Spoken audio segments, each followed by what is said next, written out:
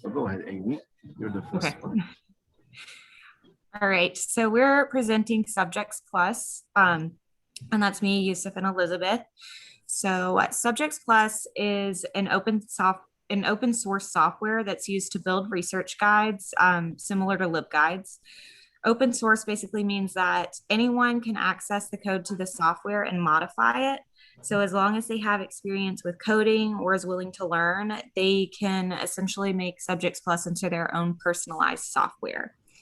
That's just one of the differences between Subjects Plus and LibGuides. Another is the price. So Subjects Plus is a free download for anyone to use, while LibGuides have an annual cost. Subjects Plus also has all of the previous versions available on its website, so people can download and use versions all the way back to the very first one. So the history behind Subjects Plus is that it was created by a group at the Joyner Library at East Carolina University. Back then, it was called Pirate Source, which I'm guessing was chosen because of the university's mascot. Eventually, Pirate Source became abandonware, which means its creators stopped supporting it and probably ended up forgetting about it. From there, Ithaca College Library decided to seek permission in order to take over Pirate Source and update it. They created an expanded version of the software, which then became open source. Since Ithaca's mascot isn't a pirate, they renamed the software to Subjects Plus. Since then, the libraries at the University of Miami have taken over the maintenance of Subjects Plus and have created the latest version, which is version 4.5.1. And they have a ton of features, so I'll just go through the most important ones. So the FAQs is basically just pretty self-explanatory. You can create a list of your most frequently asked questions to store all in one place. Subjects Plus allows you to use an API so you can transfer the same data to another site. The database list allows you to include whichever databases your library has access to. Lists can be sorted A to Z by format and by subject, so students or faculty can find what they need quickly. You can also create a staff list for your library, which can be accessed on the guide. It can be sorted A to Z as well, but also by department and by librarian. This would be convenient for anyone using the guide who needs to find a subject specialist to help with their research. And then obviously, like I said earlier, the whole point of Subjects Plus is to create guides. So they have a drag and drop interface that makes it easy to create and modify guides however you want. You can also create however many guides you need as well. The suggestion box is a neat tool I don't think I've seen on a guide before. I think it's a great addition because users can submit comments. So if a link is broken, which I happen to come across pretty often, unfortunately, they can use the suggestion box to submit a comment and let the librarian know, so that way it can be fixed. Video management.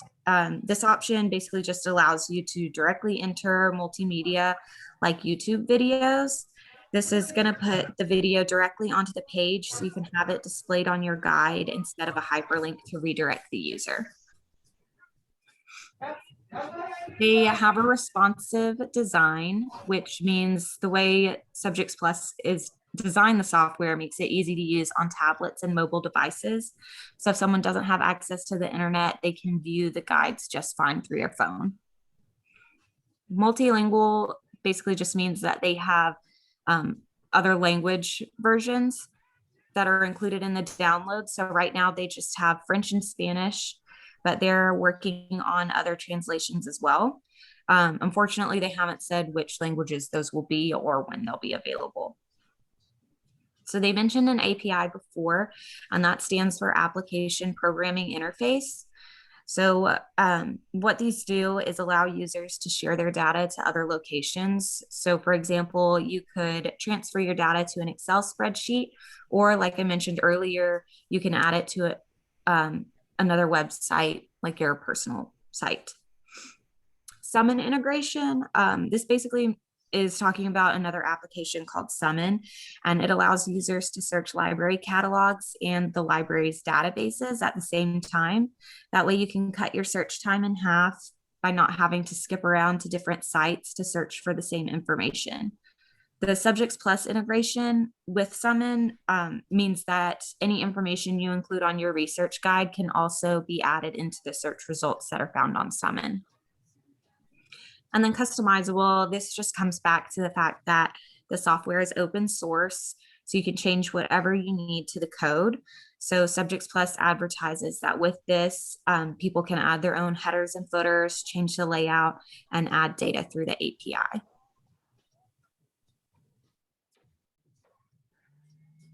All right, so Amy did a good job of kind of explaining what SubjectsPlus is and how it works. So with the free and open source, how you can create and manage different online guides and customize them and everything. It also helps manage the interrelated parts of library websites and everything. The main difference between SubjectsPlus and LibGuides is that LibGuides are more to create different resources and have them all in one place, like to do links of books and articles and everything and have it all organized in one place of information sharing, as I said there, a good place to have it all in one place for people to find. And so it's easy to navigate through, especially for students, if they need it for a class to have a subject guide for that in LibGuides. It's very accessible because it's 24 hours. You can access it at any point. And it kind of combines all the different features together in an easy guide. So it's very similar to SubjectsPlus in that regards. And we can go to the next slide. So the benefits to humanity reference settings for SubjectsPlus is, as Amy said, it's an ease of use and installation. It's easy for them to access it and it's free. And so they're able to customize it very much the way they want it to. And so that helps them with the content management. They're able to push out their content that they want in a way that they want it. And so it's easy to create them and update the guides, which is very handy for humanities specialists because they have an ever-changing field. So they're able to create them and update them and customize them to how they look and how they need, which is a good resource to have for them. Okay, now it's my turn to continue. Thank you, Amy and Elizabeth. So as you can see on this slide, it shows that there are more than 50 colleges that are using SubjectsPlus worldwide. Because we hope that this number keeps on increasing. And then we have chosen like a few examples just to show how the LibGuide is implemented. So there is a page from the University of Miami, the one that is taking care of developing SubjectsPlus, and then Auckland University and the page from Paul Smith College. So if we can have a look, and we decided to choose like subjects from humanities, because since this is the tool that we would like to promote for the use within the humanities. So as you can see, this one is for like research guides for music. So there are links for Latin American music, music therapy and music, including new databases and new guides. Then there is the link of Auckland University, which is also showing another guide for history and showing all the books available, and you can see the boxes that are being used. That demonstrates how the SubjectsPlus can be used in a library setting. The next slide looks very simple. It has the subject specialist name, key to icons, and then the main box, which has literature like journals and magazines, websites. And then I'm gonna show how to create a new guide. So anyone who has the admin feature, so can go and create a new guide. Here there's an example of Nova Scotian literature, just for an example. And of course, there is a possibility to copy an existing guide and then work from there, or just start a new one from scratch. And the short form should be included just to make it easier it shows up on the URL here, and also it can be searched through like a Google search. And actually, there are like four types of guides. So there is a subject type, course type, topic, and placeholder. Placeholder is mainly used for like intern, just something is not shared with the public. But all the other three types can be used either for subjects or course or topic. Depending on the use. Visibility as well. There is a public visibility for everyone. There's a hidden feature. So it can be, you can, for example, as an librarian, share just a URL with someone.